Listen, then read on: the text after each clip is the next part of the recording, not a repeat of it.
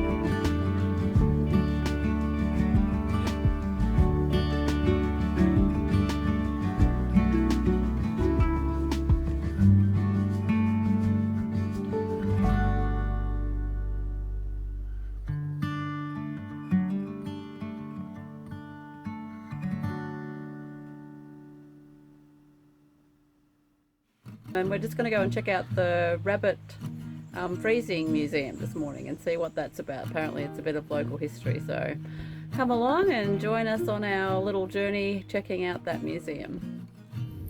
They didn't look wealthy, but during the 1930s, when Australia was in the grip of the Great Depression, rabbit trappers were among the highest income earners in Texas. In fact, in today's dollars, the rabbit industry would have been worth an estimated $10 billion more than beef exports in 2015. Max Weber was heard to say, "There was not much money anywhere, and if you saw a rabbit, that was money. If you could get him, it was a bit of silver in your pocket."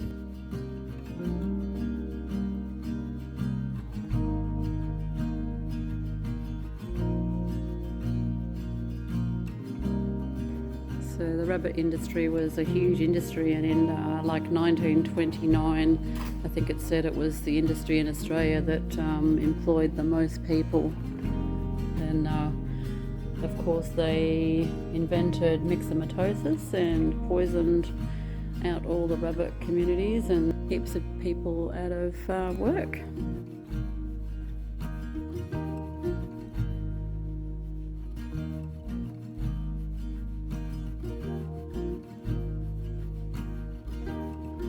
Alright, so we're going into the rabbit operating area now. This is the chiller room, so you can see the big thick door. And then we've got all the fridging components. So we come into the fridging room. Look how thick the concrete is. There's my hand, so it's like 4 times my hand. Come into the processing part of the factory. All this rabbit fur here. Go into the office now where the manager worked. One of the first telephone lines installed in Texas.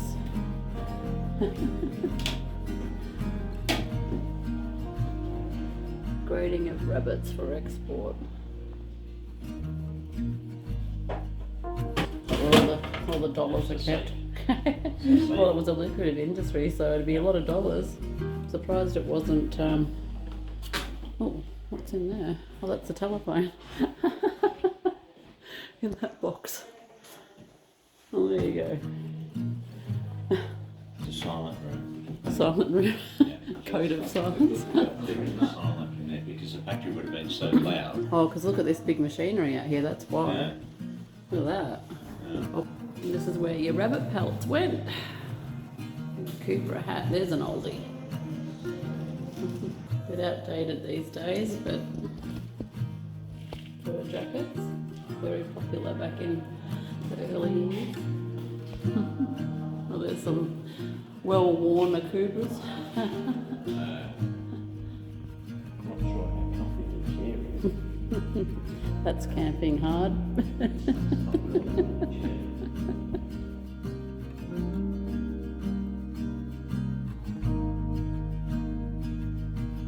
I've got this Heritage Centre and Tobacco Museum, but unfortunately it's only open on Saturdays, I think, so we're gonna have a quick look at the stuff on the outside. Oh, what's that one, like a cattle one or something? Oh, sheep and pigs, alright. Old Dunny, 1940. I'm glad we don't have to use those anymore. Oh, I found just the place for him. There you go. Now you're in the right place. Yeah, I'm in the right spot. Oh. It doesn't look very comfortable. You'd It's be not- a double cell not comfy prison. at all. This one. So they've got the stockades and then a double cell.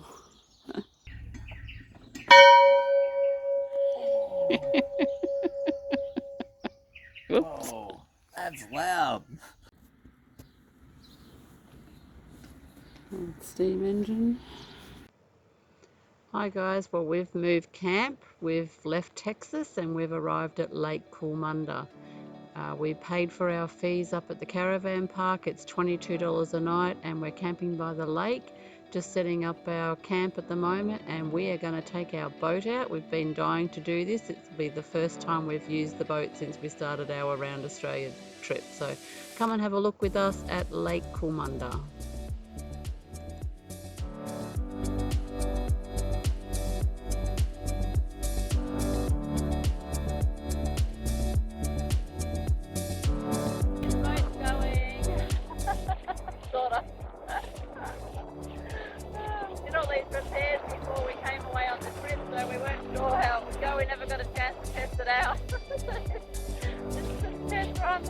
And the 4 motors sat on the back of the caravan for what, 3,000 k's?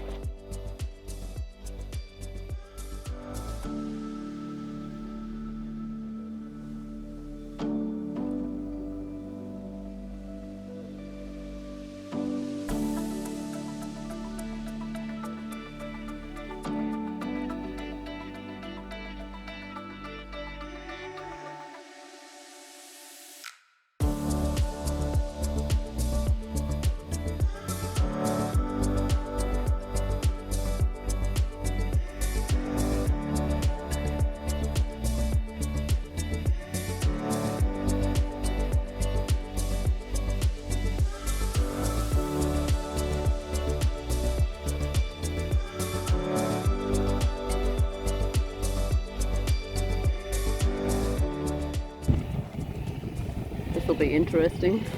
Gotta catch the drone in the boat.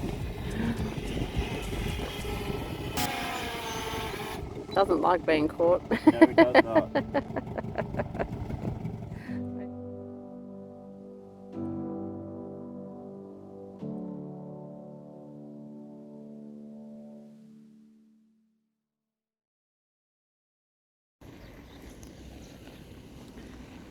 We've arrived at Yelarabon, which is Aboriginal for place of water lagoon, or place of lagoon.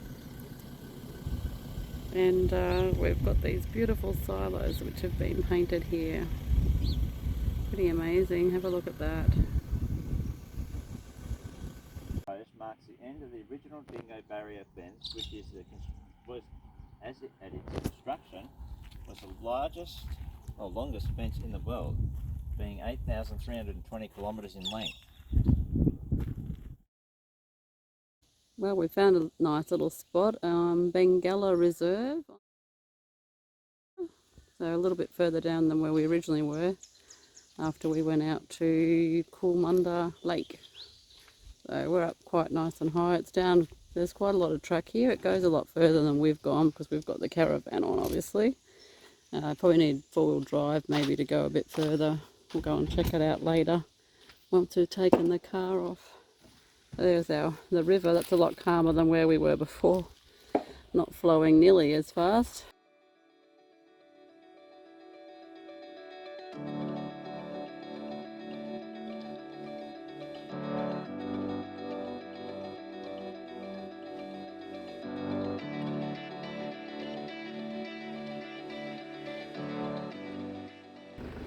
Just checking out a little bit more of this Bengalla Reserve. Taken a little bit of the track and someone didn't make it over here.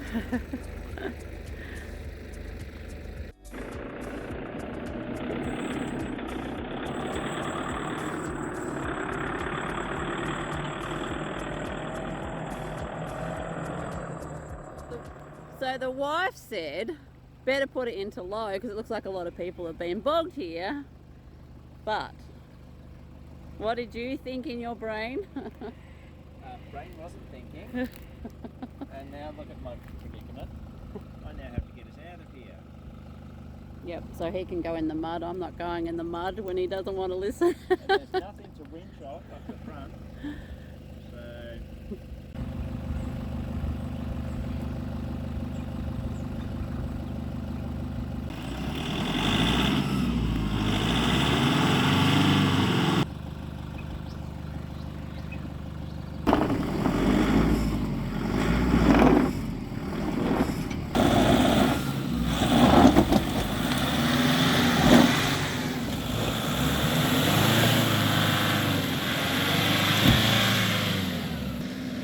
Alright, well we're going to give it another go, take a different line. It's a bit of a challenge now, it's probably going to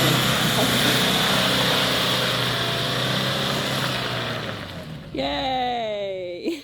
One of the issues. You've got to clean up when you're finished. And the sticky mud is all up the car, right up to the roof topper. So this is the El Cheapo car wash. hey, what do you mean old cheapo?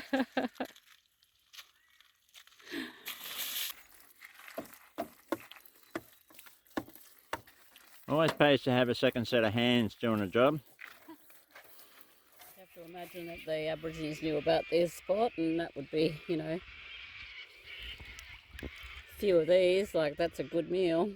Alright, so I bought one of these freshwater mussels home. I'm going to put it into the coals and cook it and see what it tastes like. Well, hopefully this is the traditional way. We'll give it some little time in there and then we'll check out what it tastes like. So how's your mussel? Well, I overcooked it. Okay. And it looks like the majority of it's poo bag. Righto. So, we did get a little bit of meat, which tastes alright, but I did add some original seasoning. I think I've been trying to get a feed of yabbies. I'm not really having much luck. I got one big one at Lake Coolmunda. Anyway, I'm trying my luck here. Let's take a look and see if I got anything in these pots. We've got a little bit of bait, or if you're really hungry, you could have freshwater prawns. Right, so I've been looking at all the hints and tips and tricks to cooking a good roast pork in your camp oven, okay? Now, I've always used oil and salt and oiled it and salted it and tried to dry it, but I've had some successes and some non-successes. So anyway, what I've been reading lately is lemon juice. So dry it all out with paper towel, dry. Cut all the skin so it actually goes through to the meat. So I've done all of that. I've dried it, air it out in the fridge for 24 hours. I haven't been able to do that, but it's been airing out all morning in the fridge uncovered. It does seem pretty dry right now. Rub it with lemon. So I've rubbed it with lemon. I'm going to rub it with salt, get the salt into all the cracks, and then you have to make sure when you've got it on your fire or in your coals that you crack the lid open a bit. So let's see how this turns out.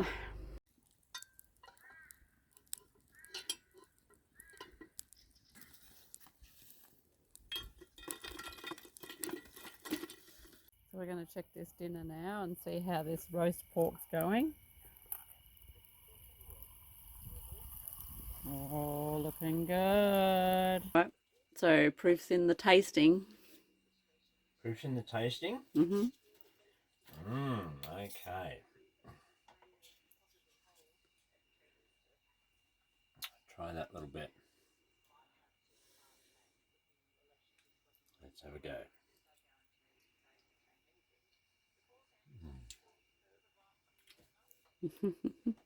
Good. Melt in your mouth. Yum. Yum. And we got crackling. I'm pretty happy. We got crackling. This morning we've woken up, well, during the night, had a big thunderstorm, really lots of lightning and stuff, so a little bit concerned this morning because there's a lot of water around where we're camping. We are up quite high, but so getting flooded out's not really going to be an issue, but getting flooded in could be because the tracks are got lots of dips and stuff coming in and quite slimy and muddy, so we're a little bit concerned about how we're going to get out this morning. So big pack up early this morning, trying to get everything ready, and we'll see whether we can get out of here. So I've got a few things to get through. I know it only looks small, but it's quite deep, and we've got the heavy caravan on, so a little bit concerned whether we'll get through these things. Just trying to get out of here now before it gets too much wetter, and we'll just be sitting here waiting till it dries out, I guess, till we get out. Well, good morning. We've arrived in Gundawindi. I keep calling it Gundawindi, but the locals call it Gundawindi.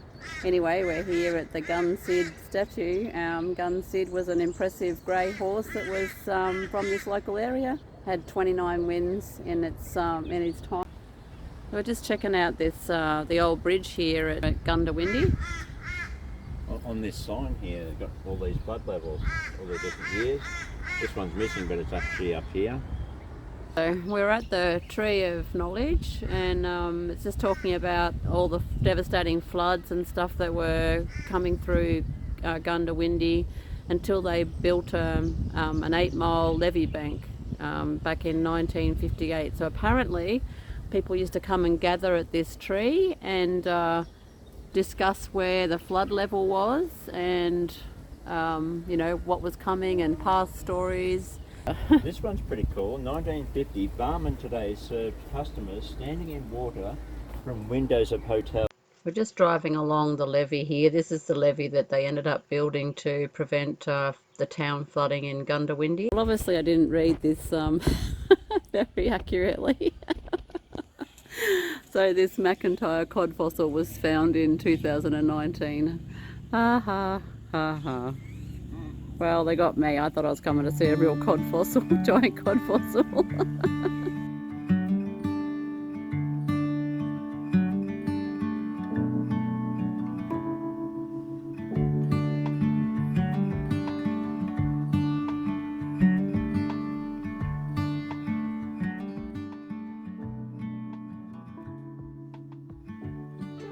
Been looking at lots of things where there's ended up in plague proportions. So yeah, prickly pear, and we've seen a few of those on our travels. It's still about.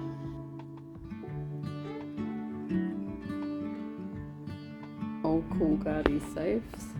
So your old type of refrigeration. We've learnt something new today. So they used to pop. You've got to put water on them to get them to do their evaporation and cooling thing, but also they stuck coals on them with the water to lessen the water evaporation. Got a whole old kitchen set up here pretty much. So your old combustion stove. I don't know why, but this operating table looks really scary. They've got this channel down the middle, all the flood coming out, and there's an actual thing down here where it drips down. They must have had a bucket or something underneath. Oh God. Because if you have a look here, it's actually got a dripper. Oh God. Look at that, it's actually got the blood drips out from here. Oh. Probably something quite unusual. It's a rail carriage ambulance that was powered by an old T-Ford engine. Is that right? Cool. How did they actually drive it? We're trying to suss out how they drove it. It's got urinal and poo pan. Visiting the Customs House Museum. Gundawindi. It's $5 per person and really loaded with memorabilia and history. It's actually really Excellent great. museum. Yeah, really great museum. Recommend you come here and check it out. Don't forget, guys, while you're following us along, to hit the subscribe button, notification button, and give us a like if we're doing a good job showing you the places that we're getting to see.